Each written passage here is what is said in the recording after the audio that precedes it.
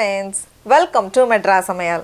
இன்னைக்கு நம்ம Madras Samayalல ரொம்பவே சூப்பரான சிம்பிளான bread uttapam எப்படி பண்றதுன்னு பார்க்கலாம். இது வந்து bachelors-க்கு அப்புறமா ஆபீஸ் போறவங்களுக்கு எல்லாருக்குமே காலையில ஒரு 10 நிமிஷத்துல பண்ணக்கூடிய சூப்பரான ஈஸியான பிரேக்ஃபாஸ்ட். இது பண்றதுக்கு ஃபர்ஸ்ட் வந்து ஒரு பவுல்ல 2 டேபிள்ஸ்பூன் ரவை சேர்த்துக்கோங்க. கூடவே 2 டேபிள்ஸ்பூன் அரிசி மாவு, 1/4 கப் தயிர், கடைசியா கொஞ்சமா தண்ணி எல்லாத்தையும் சேர்த்துட்டு ஃபர்ஸ்ட் வந்து இத நம்ம கலந்து வச்சிரலாம். இது வந்து ஒரு 5 நிமிஷம் ஊறினா போதும். ரவை கொஞ்ச நேரம் ஊறட்டும். அந்த கேப்ல நம்ம மீதி பொருட்கள்லாம் ரெடி பண்ணி வச்சிரலாம். அதுக்கு நான் இன்னைக்கு ஒரு வெங்காயம் எடுத்துர்க்கேன். அதை இந்த மாதிரி சின்ன சின்னதா வெட்டி வச்சுக்கோங்க. இத வந்து ஒரு பவுல்ல மாத்திக்கலாம். கூடவே ஒரு கேரட் எடுத்துர்க்கேன். இப்போ இந்த கேரட்டை நம்ம துருவி வச்சிரலாம். துருவினதுக்கு அப்புறமா பவுல்ல மாத்திக்கோங்க. கேரட் சேர்த்தா நல்ல கலர்ஃபுல்லாவும் இருக்கும், அதே நேரம் நல்ல டேஸ்டாவும் இருக்கும். முடிஞ்ச வரைக்கும் காய் சேர்த்துக்கோங்க பிரேக்ஃபாஸ்ட்ல. அதே மாதிரி காரத்துக்காக ஒரு பச்சை மிளகாய் எடுத்துர்க்கேன். அதையும் இந்த மாதிரி சின்ன சின்னதா வெட்டி மாத்தி வச்சிரலாம்.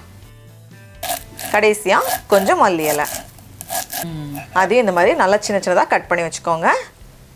இப்போ எல்லாத்தையும் கட் பண்ணதுக்கு அப்புறமா இதை வந்து நம்ம கலந்து வச்சிடலாம். அவ்வளோதான். அடுத்தது நம்ம பிரெட்டை ரெடி பண்ணிடலாம். நான் இன்னைக்கு வந்து 5 ஸ்லைஸ் பிரெட் எடுத்திருக்கேன். ஸ்வீட் பிரெட், மில்க் பிரெட் இல்லாமல் சாதாரண பிரெட் எடுத்துக்கோங்க. இதை வந்து வேணும்னா நம்ம ஓரங்களை கட் பண்ணிக்கலாம். நான் வந்து ஃபுல்லாக தான் சேர்த்துக்க போகிறேன். ஒரு மிக்ஸி ஜாரில் மாற்றிட்டு நல்லா பவுட்ரு பண்ணிக்கோங்க.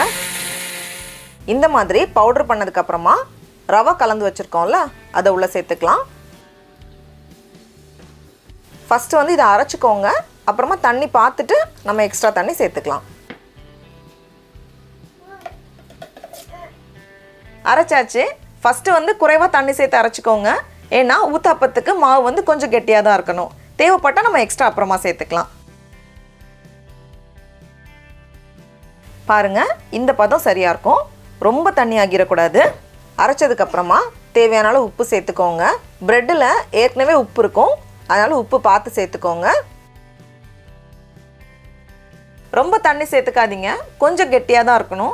ரொம்ப தண்ணி சேர்த்துட்டோன்னா தோசை நல்லா வராது. இதோட பதம் பார்த்திங்கன்னா நம்ம எப்போவுமே இருக்கோம்ல தோசை மாவு, அதை விட கொஞ்சம் கெட்டியாக இருக்கணும். இப்போ வந்து நம்ம தோசை ஊற்றிடலாம். ஒரு கரண்டி மாவு எடுத்து உள்ளே சேர்த்துக்கோங்க. ரொம்ப விரிக்க தேவையில்ல, கொஞ்சம் குண்டாக தான் இருக்கணும் ஊத்தாப்பம் ஸ்டைலில் பண்ணுறதுனால.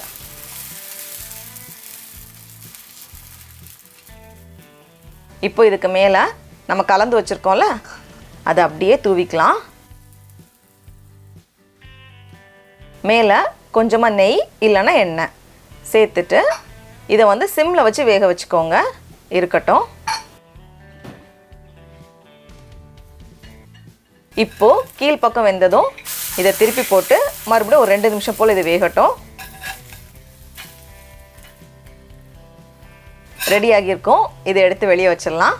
அவ்வளோதான். டடா, நம்மளோட சுவையான பிரெட் ஊத்தாப்பம் ரொம்ப ரொம்ப சுலபமாக தயாராகிடுச்சு. பாருங்கள், ரொம்ப அழகாக வந்திருக்கு. இப்போ நம்ம டேஸ்ட் பண்ணி பார்க்கலாம்.